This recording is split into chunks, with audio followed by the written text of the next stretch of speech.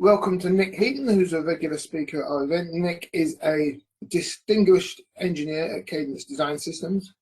The topic of his talk is accelerating your SoC or SoC verification with System VIP. Nick is an ASIC and EDA veteran with more than 30 years. Always like that description as a veteran. Means we're old, I think, Nick.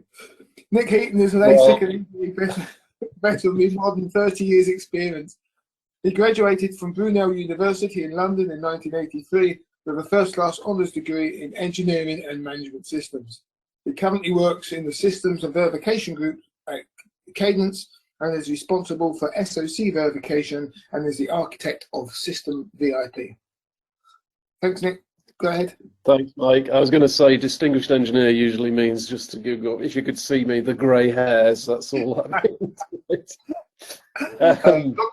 Lockdown grey hair. Well, yeah, at least I've managed to do a grade number 4, and I'm sort of a skinhead at the moment, if you could see.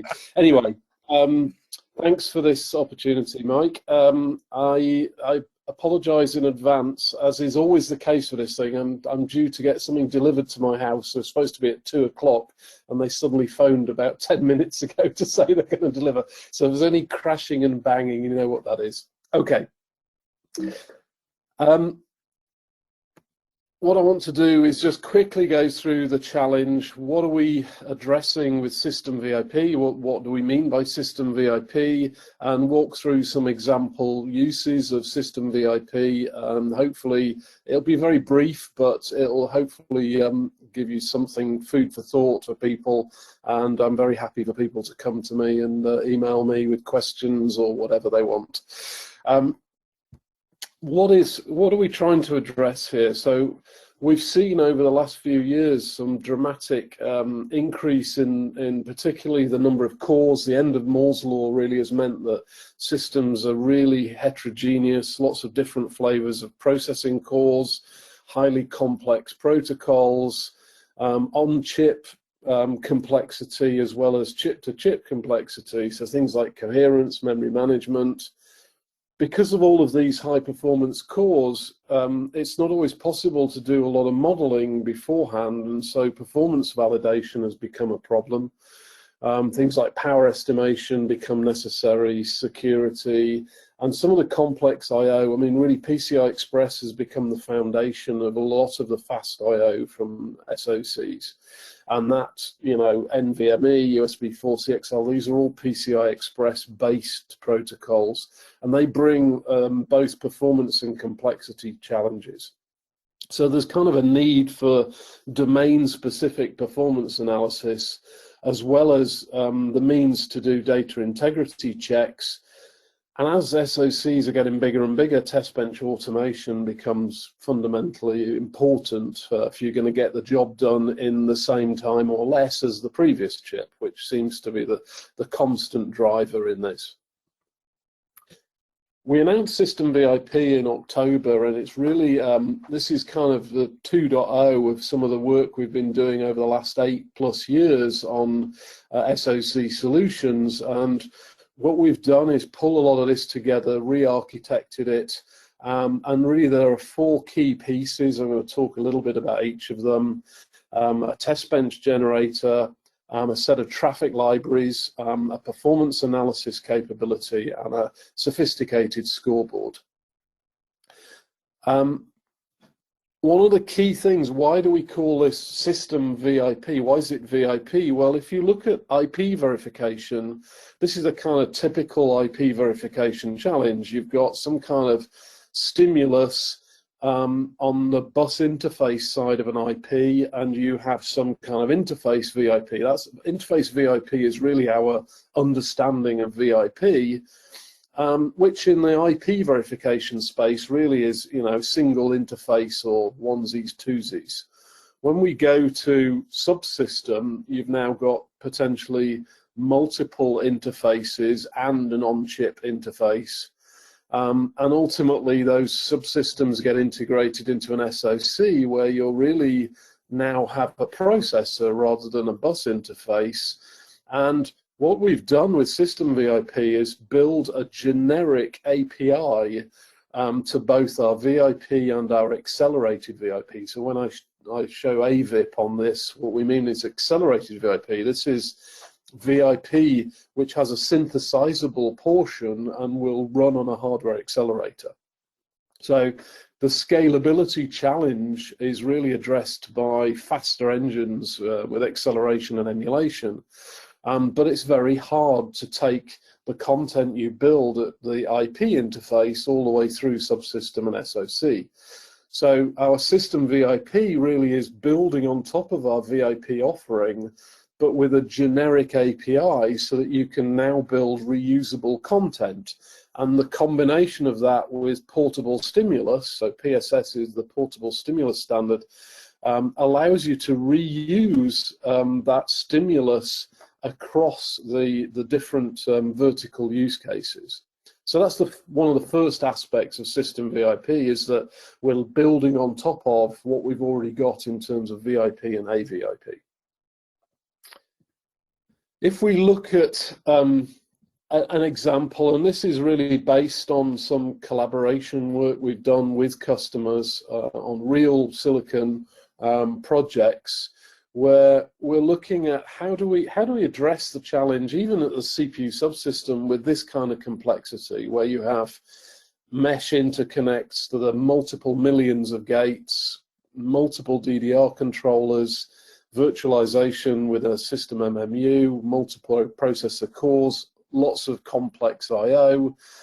How do you address this challenge? And particularly, how do you start with performance? Well, you may say a nice place to start is kind of at the subsystem level. You can say, right, I'm just going to focus on the memory and interconnect. And you have to do these together, because just optimizing your single DDR standalone is not now the context in which it operates. So you really need your interconnect and your DDR together. And we use our test bench generator to basically say, we'll have VIP standing in for our processor cores and our SMMU, and obviously memory models on the DDR side. And we then use our traffic library to build performance test cases that are going to run across those VIP or potentially AVIP. And this is the beauty of system VIP. I can choose later which engine I want to run this on. And then I can say run simulation or acceleration and generate traffic scenarios that will stress this system. And I can use our system scoreboard to verify the integrity of the data transactions. And I deliberately show that kind of downstream of simulation. Our system scoreboard is designed to run either as a runtime model in simulation. So when you get a transaction failure, it will stop the simulation. But if you're running on a hardware platform, you want to run that in post-process, because the scoreboard is not synthesizable, so it would slow the box down. So we have both modes of operation of our scoreboard that allow you to run either runtime in simulation or post-process with hardware. And then from the simulation, you also want to look at the analysis of the performance. And so we have a sophisticated performance tool that allows you to look at bandwidth, latency, outstanding transaction measurements, DDR analysis, for example. You can look at a distribution of bank activations and look at how many transactions are actually done per activation, which can be an inefficiency in DDR. So we have very specific domain analysis for DDR. So that's kind of one way we can accelerate your performance verification. When you move to the full SoC, you want to take the same kind of stimulus, but now apply it to a processor. So because of our generic system API, we have the ability to run on VIP, AVIP, or on a processor core. So we can take the same stress tests that we were running through our VIP and now run them actually on a core as well as do things like benchmarks. We have industry standard benchmarks that you can pull in through our traffic library. The next kind of thing I want to touch on is complex I/O integration. So again, with this same design, one of the big challenges is integration verification of your PCI Express root complex. We have a library of PCI Express integration content. When we're building libraries for I/O where there is significant complexity, so PCI Express is the first one of those, and you'll see more libraries coming out, but PCI Express is significantly challenging, and because you have to drive content from the core side as well as the VIP, if it was an endpoint or a root complex, you still need both sides of the equation. So you need something that will drive the system from the processor side and something that will drive the VIP from the interface side. And this is an example we have in our library, a load of custom, pre-baked content and scenarios. And one of the most basic of those is a root port to end port read-write scenario. When you literally just drag that traffic scenario, solve it for your system. So you need to do some configuration to tell the tool, you know, what kind of cores, memory structures you've got, what kind of VIP configuration, but basic system information. And then our Perspec tool can actually generate you a legitimate test that will both drive actions into the VIP, and the activity diagram here you see on the left is literally what you see in the Perspec tool when your use case is solved, but also drive traffic through the core. So the use case is a mixture of coordinated traffic on both a CPU core and a VIP or an AVIP, and this allows you very quickly out of the box to do integration tests that test some of the more complex aspects of PCIe. There are a lot of things in PCIe that interact with the memory management unit, with the interrupt controller, and you need to test all these things out.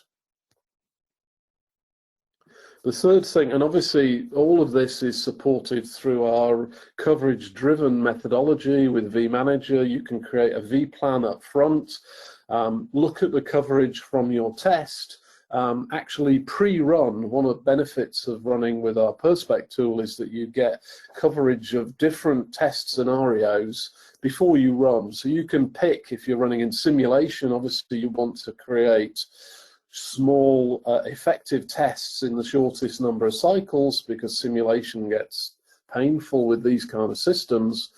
Or if you're running on an accelerated system, you may tune your use cases to do multiple activities in one use case, because then you minimize the amount of loading and unloading of the hardware accelerator, and you do more testing in each test. So the test solver in Perspec allows you very easily to do that and generate multiple tests and apply it in the way that you want. So it really allows you to manage effectively your scarce resources, your simulation farm, your hardware accelerator. The third thing I want to just briefly step through is something that's, again, very challenging in SoC verification, is coherency. And this kind of came about in about 2015 when ARM really opened up coherency. Up until that point, they'd managed coherency through contained multi-core packages, and they did all the coherency for you.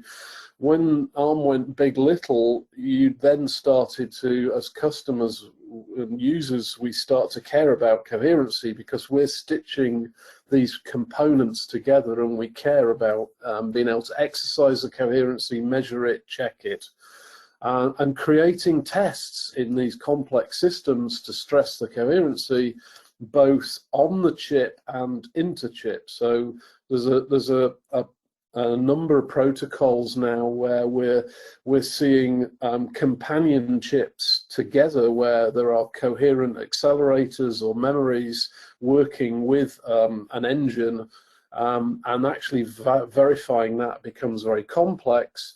You need to start being able to generate these kind of coherency scenarios easily. And again, our coherent library allows you to really drag and drop and create coherent tests, whatever your system looks like.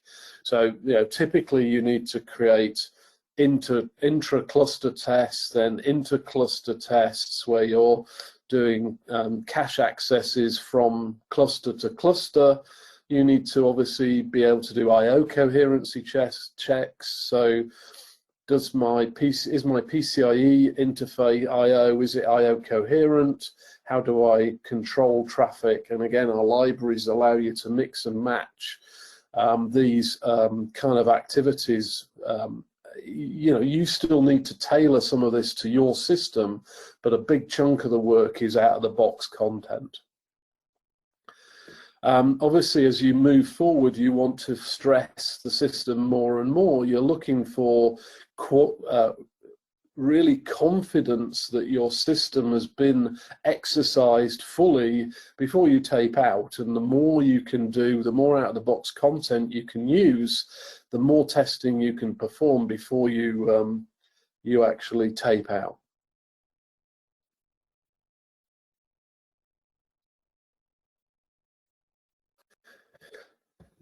Okay, so I've gone through that very quickly, but really in summary, the system VIP is looking to address some of these really big problems in SoC verification. It's allowing you to automate the generation of test benches, so that gives you a quicker time to first test. Portable stimulus support with our libraries and the connection across both our VIP and AVIP catalogs allows you to really build content at the IP and subsystem that's designed for integration testing. I'm not suggesting that System VIP will replace UVM. At IP level, you'll still use UVM, but for a certain class of tests that you build for your IP, you know that you want to reuse those tests in the subsystem and the full SoC. So by using System VIP for those tests, it allows you to build the content, run it on the IP, and then reuse it in simulation and in acceleration all the way up to the SoC level, and target running part of your tests on a processor core or on a VIP. Out of the box content, and it's very interesting. I was around, as we discussed at the beginning of this, I've been around a long time. I was an alpha user of Amber VIP in 1999. So I remember what it was like when VIP first came out. The content we are building and the libraries we are building feels very similar to the early days of VIP. We're building reusable content in a new domain, and this stimulus content is a huge challenge as these systems get more and more complicated, more processing cores. The building of verification content, even at bare metal, is a huge challenge. And having out-of-the-box content for some of the components and being able to build your own libraries of content and mix and match those in a constrained way is really key to addressing this complexity. The stimulus is one part. You need the analysis, and you need analysis that will scale up to running on full SoC on hardware platforms, and that really is where we're headed with a full client-server database architecture in our performance analysis tool that supports coherent, non-coherent on-chip buses, DDR analysis. We're going to be extending that beyond just those two domains into, and you can obviously see from this presentation, PCI Express is very key to these core CPU subsystems. We'll be adding more analysis into our performance analysis tool as we go forward. All of that is backed up by a transaction scoreboard so that you are always confident that you've had coherent and non-coherent transaction integrity has been checked, regardless of which execution engine you run on, simulation or hardware acceleration platform. You do have checkers that will check your data. And with that, I'm happy to answer any questions.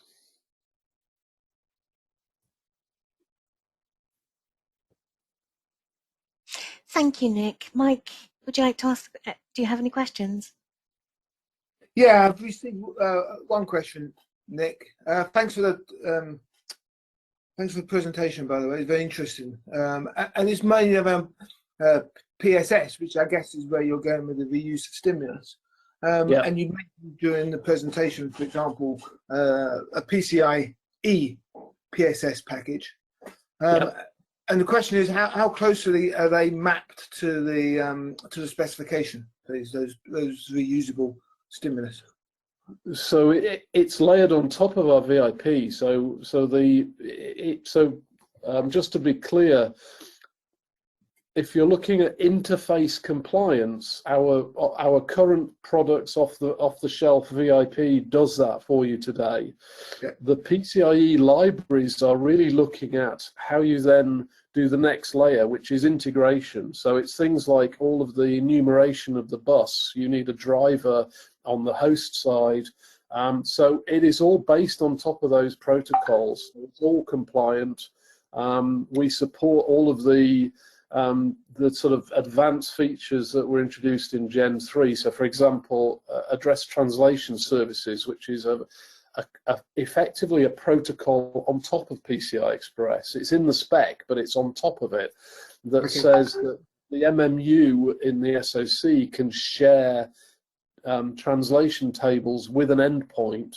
This requires communication from the SoC to the endpoint. Those kind of tests are delivered out of the box. So we support all of those kind of standard features. Perfect, thank you. And just one last question, we're nearly out of time, so just a quick answer if you can. For performance verification, is there any golden number, for example, from ARM? No, because the workloads, so the key here, and I will try and be short, the key here is being able to model what you think are the workloads. So this is very challenging. For IP, you can usually model what kind of the behavior looks like. For processors, it's more challenging.